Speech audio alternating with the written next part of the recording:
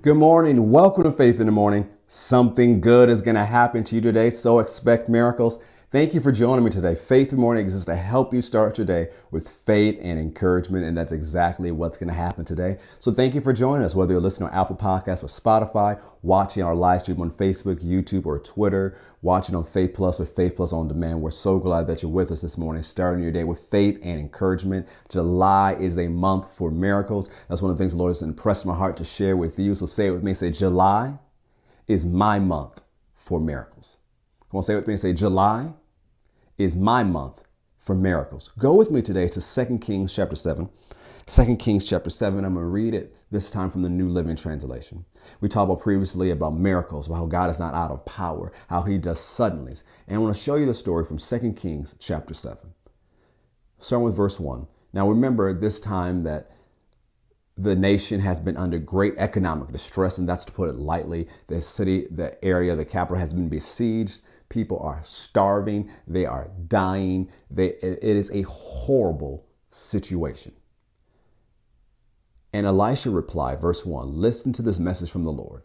This is what the Lord says. By this time tomorrow, in the markets of Samaria, 5 quarts of choice flour cost only 1 piece of silver, and 10 quarts of barley grain will cost only 1 piece of silver. What he's saying, by this time tomorrow, there will be plenty and it will be cheap. That looked impossible. People are starving. People are paying great amounts of money for pieces of meat from a donkey's head. People don't want to eat donkeys in a good economy.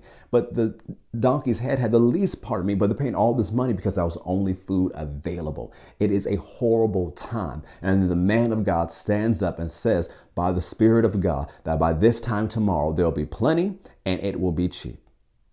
Everything changed in one night. All the inflation, everything was gone, and there was abundance for everybody. Verse 2. The officers assisting the king said to the man of God, that couldn't happen even if the Lord opened the windows of heaven.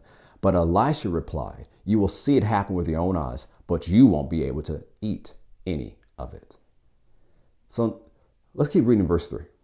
Now there were 4 men with leprosy sitting at the entrance of the city, saying, why should we sit here waiting to die? They asked each other. We will starve if we stay here, but with the famine in the city. We will starve if we go back there. So we might as well go out and surrender to the Armenian army. If they let us live, so much the better. But if they kill us, we would have died anyway. So at twilight, they set out for the camp of the Armenians. But when they came to the edge of the camp, no one was there. For the Lord had caused the Armenian army to hear the clatter of speeding chariots and the galloping of horses and the sounds of a great army approaching.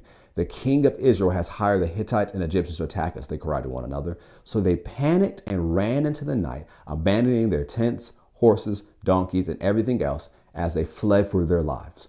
Verse 8, when the lepers arrived at the edge of the camp, they went into one tent after another, eating and drinking wine, and they carried off silver and gold and clothing and hid it. Finally, they said to each other, this is not right.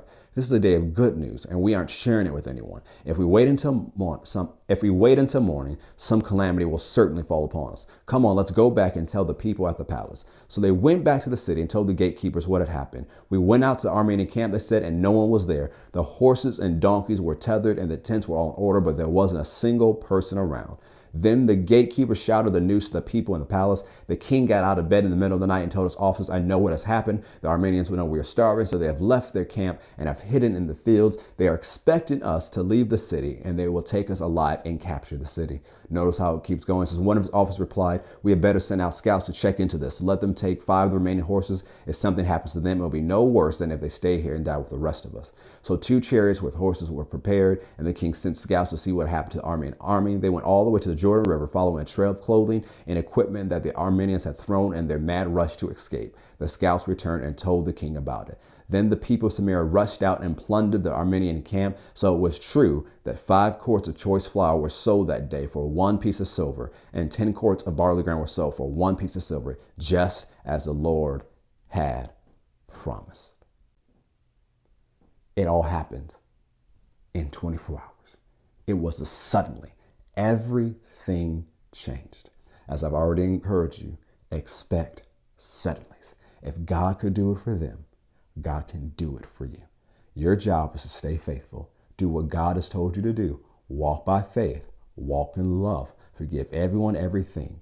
And expect miracles. I believe in miracles. because I believe in God. And something good is going to happen to you today. So expect miracles. I'll see you next time on Faith in the Morning. God bless.